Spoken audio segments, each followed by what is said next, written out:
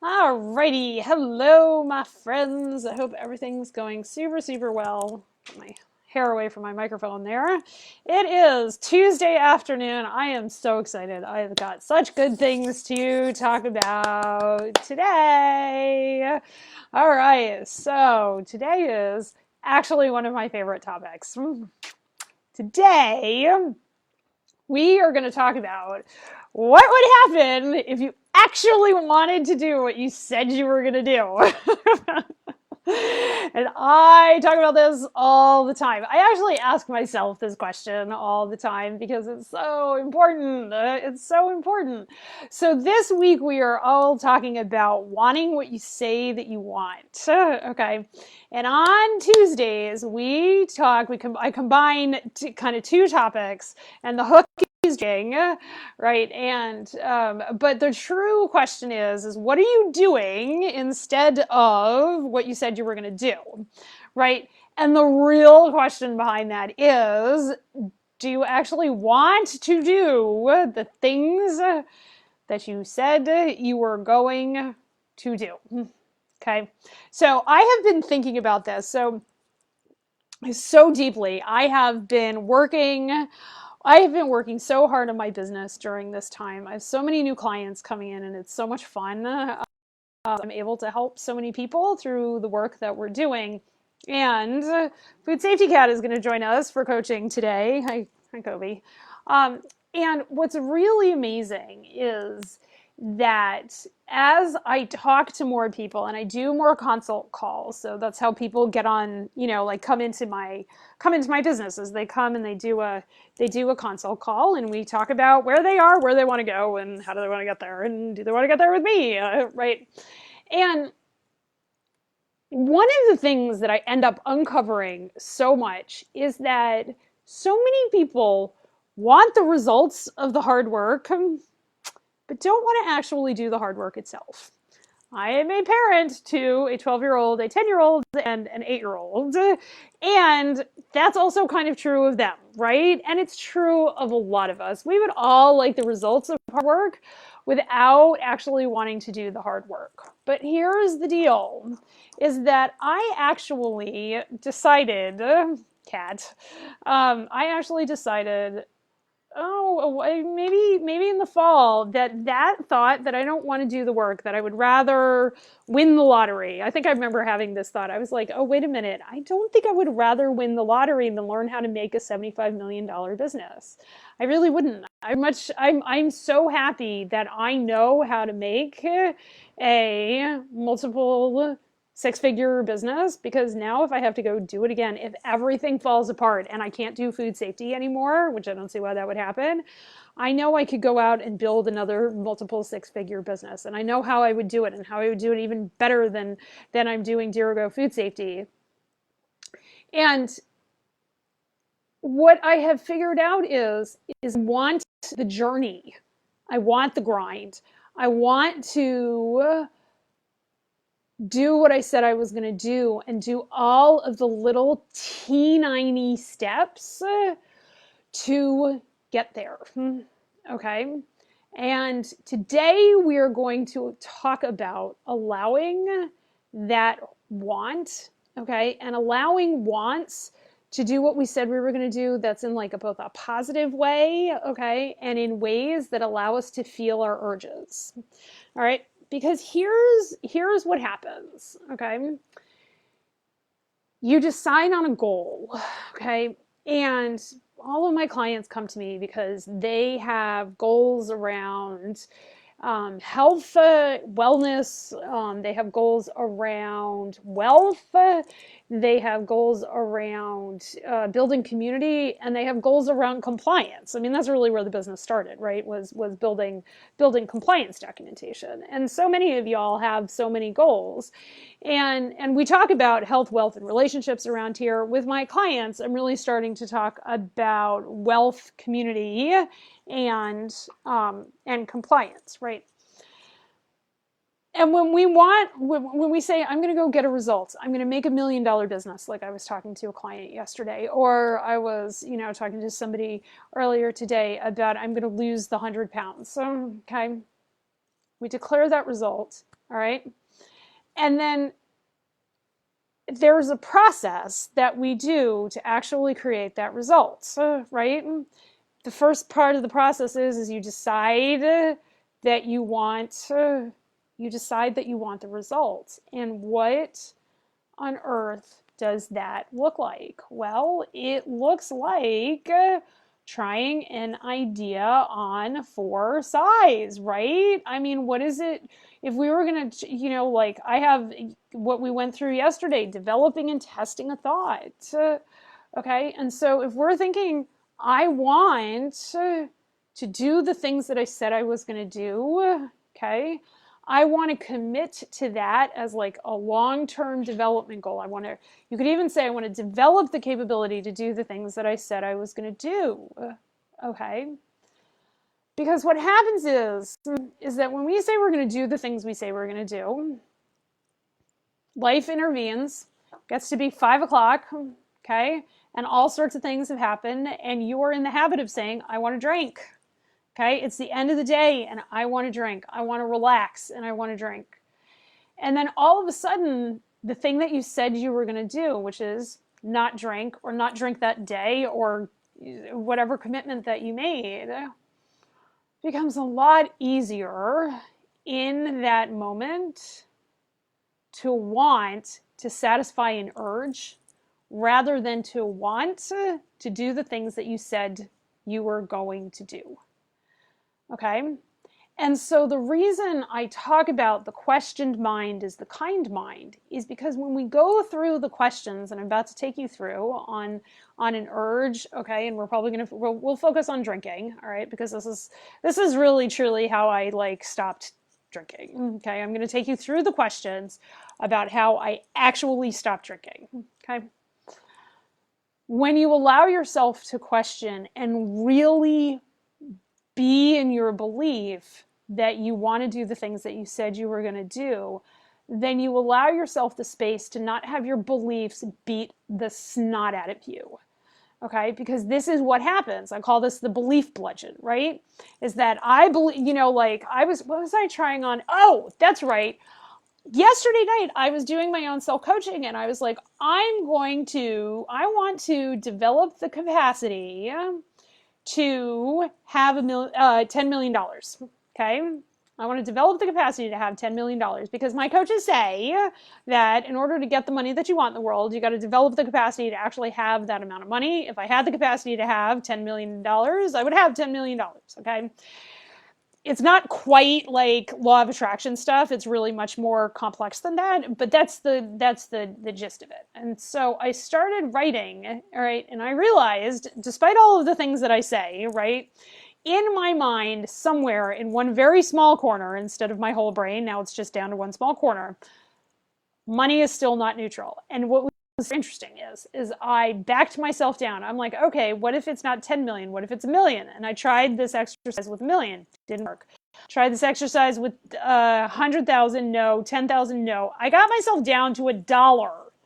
And I was like, I want to develop the capacity or develop the capability to allow $1 to be neutral. Okay? And I was beating the stuffing out of myself. I was still beating the stuffing out of myself for $1.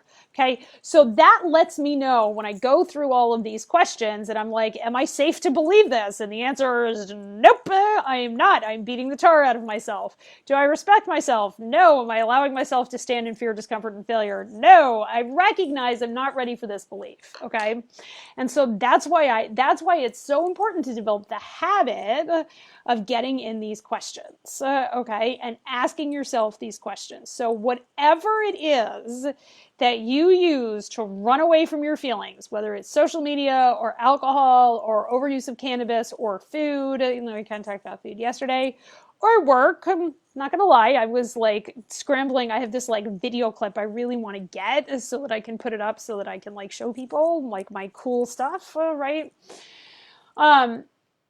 And so that whatever it is that you do to run away from your feelings and to not feel frustrated or aggravated or whatever that thing is, what would happen if you could develop the capability to not do that thing? Okay. And so when I went on my journey to cut down on the amount of alcohol, which I've been on, I don't know, maybe for a year, okay. Um, and then I finally cut it out. So I decided I was going to develop the capability to have fun without alcohol. Okay. I will tell you I'm not there yet, but I am so committed to developing the capability to have fun without alcohol that I'm willing to do like anything. I'm willing to be super vulnerable and come on here and talk to people about it because it's so important for people to be able to develop the skills to do what they said they were going to do. Okay, and here's how it kind of works. So we develop and test a thought. And the thought I'm trying on for sizes is I want to develop the capability to have fun without alcohol, right?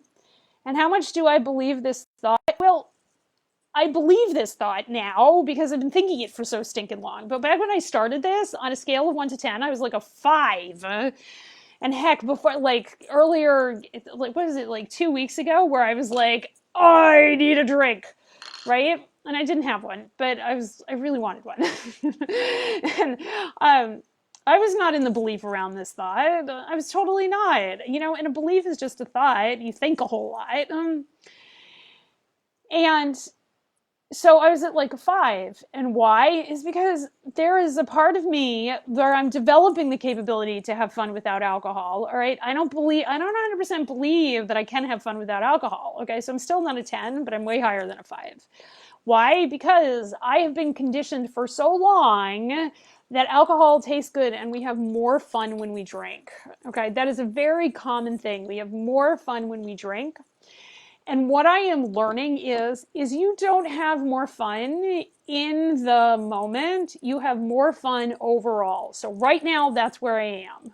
Okay. I have more fun because I'm not staying up with night sweats. I don't have a hangover in the morning. I can think clearly while I have an interaction, even if it's just an interaction over Zoom, right? And we're gathering for happy hour and I'm having a cappuccino instead of booze, right?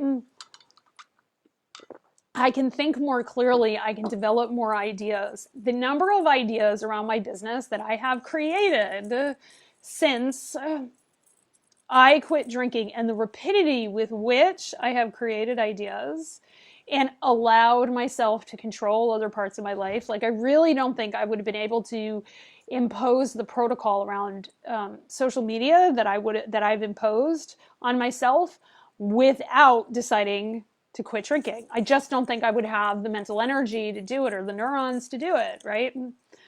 And so that's like what I'm doing around this thought. So on a scale of 1 to 10 right now, I'm at like a 9 that I really do believe I have more fun without booze, okay? And then we go through the water protocol. Do I want to think this thought? Yeah, I really do. I really want to think the thought, I have more fun without alcohol in my life. Why? Because I know, first of all, I know physiologically what alcohol does to you. I know what alcohol has done to many, many families, my family included, right? I want to be an example of what's possible to my kids, that you don't have to drink to have a good time, right? I mean, I have a kid in 5th grade. I have a boy in 5th grade and a boy in 6th grade. Statistically speaking, kind of taking coronavirus out of it because we're all together 24 hours a day. Boys my age in their socioeconomic class have already been drunk once. Like, that's the the average age of your first binge drink for upper middle class white boys is 10 in 5th grade, guys. I want to be an example of what's possible, that you can have fun without alcohol, okay? So that's why I want to think this thought. How do I act if I thought this thought? I do all this cool stuff without drinking. I don't think, like, guys, like, alcohol takes up so little brain space with me right now. And that brain space goes to being a better parent, being a better spouse, being a better CEO, being a better coach and consultant to my clients. That's how I act. I act as who I want to be and how I want to be in the world when I have this thought. And if I look inside the truth of my feelings, what are the positive thoughts that this brings up, and what are the negative positive feelings this brings up, and what are the negative ones? It brings up excitement and curiosity and wonder and possibility. And what are the negative ones? Well, it kind of brings up thoughts of, well, everybody's going to think I'm kind of, no fun and that sort of thing, I guess. And it kind of, there's a little bit of questioning about how other people perceive me, and that feels negative. All right. But, that's the 50-50. We get the 50-50 anyway. So that's the 50-50 I'm choosing, right? Well, if I believed this thought, what results would I create? I would create an example of what's possible. I would create an even better business that serves my customers even better. I will be an even better parent, right? So this is really, really key, because this is what I figured out when I was doing my thought work yesterday. I went through all of those questions and I realized I was so resistive. All asking these questions did was build resistance. Okay. And so if that is where you are right now, and you are just building resistance when you're trying to believe a new thought, I need you to just drop it. Okay. Drop the rope, as we say in coaching, or as I talked to my 12-year-old who managed to hurt his sister while he was dragging her holding onto a pillow, right? Just drop the pillow. Like, you can always turn and walk away from a thought you're testing out. That is always 100% possible. Just turn and walk away from it, right? If you're testing out this thought and all you're getting is like, nope, nope, nope, with the side of nope sauce, just drop it and figure out another thought to think. Like, that thought is not a thought that's working for you. And even if it seems like a super good thought, if it brings up all of this resistance, it's not. And that's where so many of us get caught up when we're trying to want to do what we said we were going to do. The thought is like, this is easy. I said I was going to do it. I should be able to do it. All of those thoughts suck. They're horrible thoughts, because all they do is bring up resistance. And when you learn to recognize the resistance in your own self, you can drop those thoughts because they are not serving you, right? And you can go and find another thought that serves you, okay? And this is like, so I did this morning, and I'll probably talk about this tomorrow when we talk about work, but I was working on thoughts about my clients. Like, what are helpful thoughts for me to think about my clients? And it feels like I should be able to say, my clients are so amazing. But when I think that thought, my clients are so amazing, most of the time when I think that thought, the next thought that comes to me is, but then why do they need me? All right. And my clients need me. Like, I intellectually get it, right? My clients need me. They wouldn't be around if they didn't. Right. And the thought, my clients are so amazing, this week doesn't feel great to me. It really just kind of doesn't. Okay. And so I'm not going to spend a whole lot of time trying to force myself to think that thought, right? And so I went through this and I realized all of the resistance that thought was creating. And I decided not to think it, right? And I decided to think instead, I have it written down right here. Our clients don't know how to build a strong foundation for their business, and we can help. And you know what? That's a thought I can believe. So if you go through that water paradigm and asking what do I want to think? How do I act? Turn and face the truth of my feelings. What evidence am I building for it? And what results am I getting? Right? You go through that whole thing, all those questions, and you find yourself in a whole load of resistance. We just drop the thought and we go for a smaller one. Okay. We call these laddering thoughts. And you just go for something smaller. Okay. And so yesterday when I was doing my money stuff, I was like, I want to develop the capability to make money neutral. Okay. And I I'm just kind of stopping there. I want to develop the capability to make money neutral, right? And I'm rolling that around in my head, and I'm going to coach myself on it again tonight and see how far I get with it and decide whether or not that brings up all the resistance again. Okay. If you are building evidence that it's all going wrong, all right, as you think your thought, think a new thought. Drop the rubber. Don't force yourself into that corner, and don't worry about it, because you can think a thought and you can power through with willpower. I promise you can power through with willpower, all right? My 12-year-old is super good at willpower, okay, until it comes time to sit next to mommy and work on our French, and he has to pay attention. Like, you have to learn how to pay attention in order to learn another language, right? And he can do a ton with willpower, but you can't willpower your way to paying attention to somebody in another language. That is just not how the brain works. And boy, didn't we find that out today, okay? So the goal to do what you said you're going to do is to do it from authentic energy that feels good and not resistance energy, and get it done anyway. We call that productive negative emotion. And the way to get out of productive negative emotion is to understand what evidence you are building for this thought to work and what results you would create. And you just iterate those water questions until you find a thought that you can build evidence that it's going to work and is going to be reasonably easy and is something you can do, and it creates a result that you want. That's all. And it can be a little microscopic, teeny tiny, little tiny result. I promise. Because how we do one thing is how we do everything. Right? All roads lead to Rome. And if you change this one thing, right, whatever that thought is, and you teach yourself, what if all you had to do was like teach yourself how to think a new thought and feel a new feeling? That would be pretty incredible, wouldn't it? Because then you can do it in any aspect of your life. Right? All right. So then you decide what thought you're testing. And so today where I'm coaching on, I'm developing the capability to have fun without alcohol. Am I physically safe to believe that thought? Yeah, I am physically safe to believe that thought. Am I financially safe to believe that thought? So this is an interesting one. I go out drinking with clients when I am on the road. I have clients who have really good bartenders who love making me cocktails. Okay. And I have to do a lot of coaching to say, I'm still going to sign clients even if I don't go drink with them. How's that for a thought, right? For all of you who sign clients in a bar, because I know dude, I work in the food industry. Of course, like we do that.